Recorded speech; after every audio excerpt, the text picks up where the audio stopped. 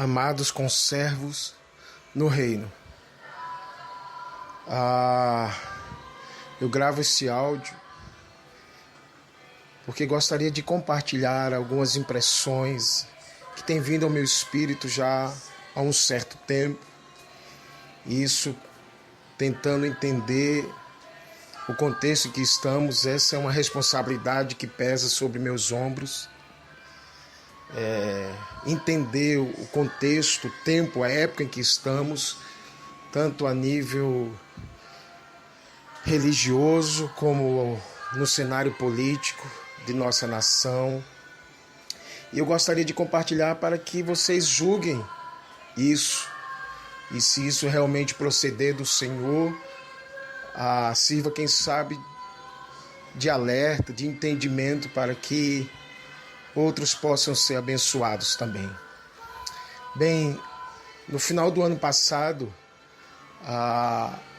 Deus nos deu o livro de Neemias e falou para estudarmos ele, porque ele tinha a ver com o contexto em que estávamos e ainda estamos vivendo na nação.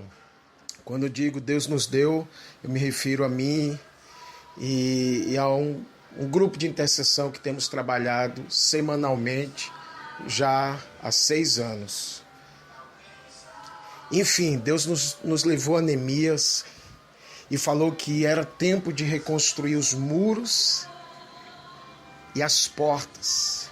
Era tempo de lançar as bases novamente da casa do Senhor.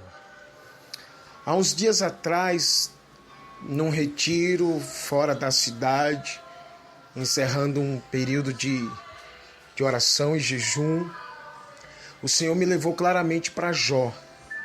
E à medida que eu lia, ele abriu a minha visão para entender algo que a minha própria esposa já tinha compartilhado comigo, e que eu tinha tido apenas um vislumbre, mas não um entendimento mais profundo.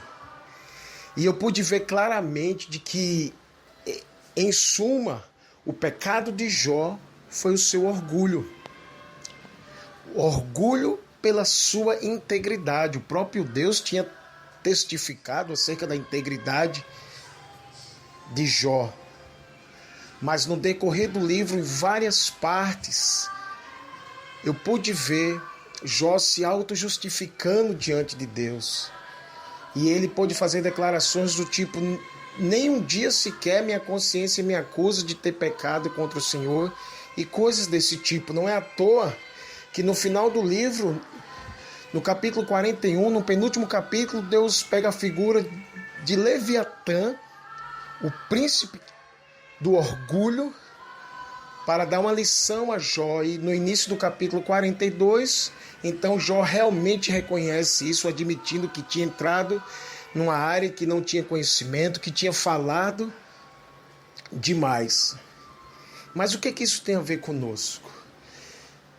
Aí Deus me lembra do surgimento do movimento dos fariseus, antes mesmo de Jesus.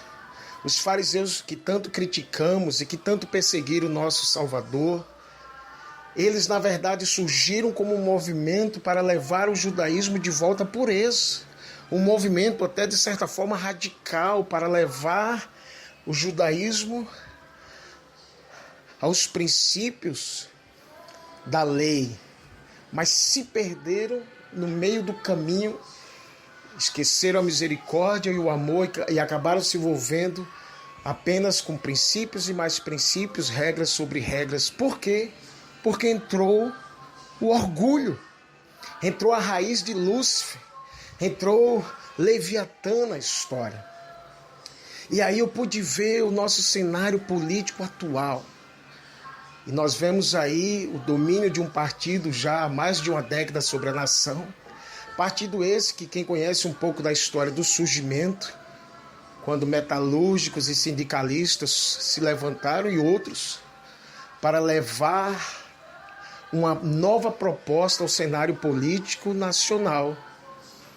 E de certa forma podemos até dizer, levar a política à pureza e a uma visão social e de proposta de governo para as massas, para o povo.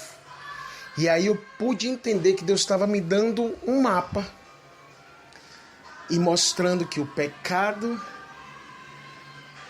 de Jó foi o mesmo pecado desse sistema que está aí, político. E por isso muitos estão caindo, homens que achavam que eram intocáveis. Qual foi o que a Bíblia fala que precede a ruína, que precede a queda? A soberba, o orgulho, a vaidade que estão juntas. E aí eu pude ver, irmãos, que esse também é o pecado da igreja. E aí Deus nos tem feito e nos tem levado para estudar Ageu e Zacarias também. Além de Neemias, para esse tempo, restauração de portas e muros, que é o que Deus quer fazer. Inclusive, em Neemias, no capítulo 2, Deus leva Neemias e ele entende que precisava fazer a restauração ao mesmo tempo dos muros da cidade, das portas do templo e da casa que ele habitaria e que cada um habitaria no tempo pós-exílio, no tempo de crise que Neemias encontra quando volta à nação, coisa que ele nem precisava fazer porque estava tudo bem com ele, como copeiro do rei Medopécio. Mas Neemias, ele procurou saber, ele andou, ele procurou informações de como estava o seu povo e sua nação. Depois, ele pede autorização do rei para ir. E ao chegar lá e ver, a primeira coisa que ele fez só foi chorar. Esse é um tempo, sacerdotes, de chorarmos entre o pórtico e o altar. Não só chorarmos pelos nossos próprios pecados, mas chorarmos pela nossa nação. Chorarmos pelas ovelhas feridas e magoadas por nossas próprias falhas. Chorarmos pelos afastados. Chorarmos por uma geração que Satanás tem tentado abortar. E aí depois ele ora e jejua. É um tempo de oração e jejum. Depois ele confessa os pecados. Esse é um tempo de confissão de pecados por identificação mesmo. Não temos opção. E depois ele começa a trabalhar, mesmo encontrando resistência. Mas vamos lá para Ageu. Então, Ageu se levanta em meio a esse período turbulento, essa crise, essa situação pós-cativeiro, onde tudo era instável. E, basicamente, a mensagem dele era 4 pontos.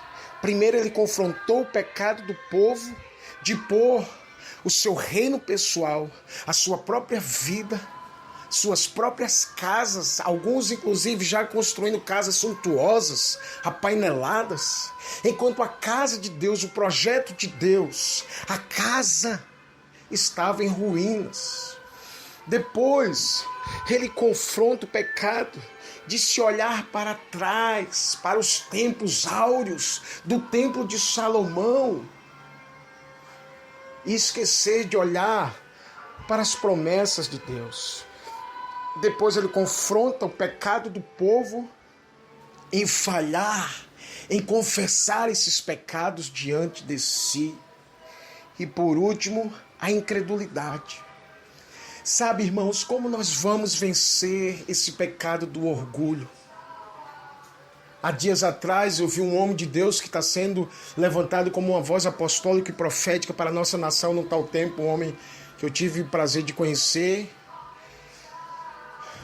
o apóstolo Luiz Hermínio, falando a mesma coisa sobre Jó, e eu pensei, uau, eu não estou ficando doido sozinho. E ele falou justamente sobre a questão de Jó e falou a questão do orgulho. E ele disse como vamos vencer o orgulho, como vamos vencer Leviatã. Ele usou o termo Leviatã. E ele falou, de 3 coisas, e 2 delas foi a simplicidade, andando em simplicidade, andando em humildade. Há uma semana atrás, eu compartilhando algumas coisas no nosso grupo de discipulado, um dos discípulos se levanta e diz, e lembra o que Jesus falou, quando nas bem-aventuranças ele disse em Mateus 5:5 e 5:8, bem-aventurados humildes de espírito, eles herdarão o reino dos céus. Bem-aventurados mansos, eles entrarão na terra. Como nós vamos trazer o reino num tal tempo como este e possuir a terra que o Senhor nos deu, porque ele disse, pede-me, eu te darei as nações por herança e as extremidades por possessão, Salmo 2:8, andando em mansidão e humildade.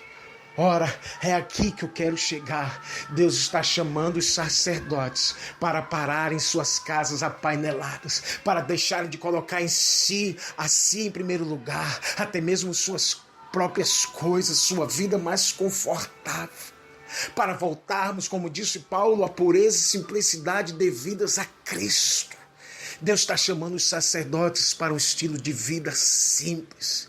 E nesse tempo de crise, a palavra de ordem que Deus tem me falado, talvez sirva para mais alguém, é não compra, reparta. Sabe, eu pude ver em púlpitos do Brasil, homens e mulheres tremendos, ungidos, levantados pelo Senhor, mas eu pude, sabe o que, ver também? Muita vaidade.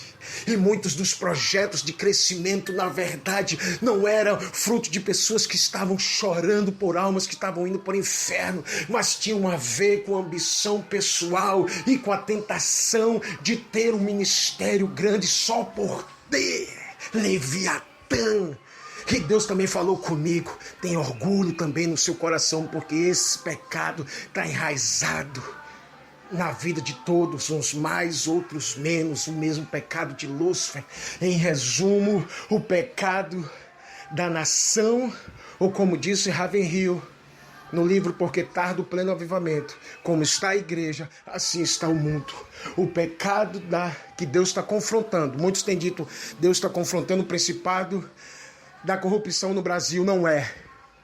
Isso é consequência. Deus está confrontando o pecado do orgulho enraizado na alta cúpula da política em nossa nação, enraizada também no coração dos líderes evangélicos do Brasil. Deus mudou a sorte da economia brasileira. Consequentemente, as igrejas prosperaram. E o ouro que veio para as nossas mãos, que fizemos? Construímos um tabernáculo para a glória de Deus assistir, investimos em missões, em missionários e etc. Não, fizemos um bezerro de ouro. Fizemos o templo de Salomão, quando Deus disse, o que eu vou restaurar, o templo que eu tenho saudades, a casa que eu tenho saudades, é a simples lona, a simples tenda de Davi. Era isso que eu gostaria de compartilhar. Com temor e tremor, está sujeito ao julgamento de cada um dos irmãos que ouvirem esse áudio. Que Deus os abençoe. Meu nome é Rodrigo, sou de Recife, Pernambuco, e desejo apenas ser útil num tal tempo como este, que se levantem os Mordecais para ajudar Esther a discernir o tempo e cumprir o propósito. Que se levante os filhos de Issacar. Amém.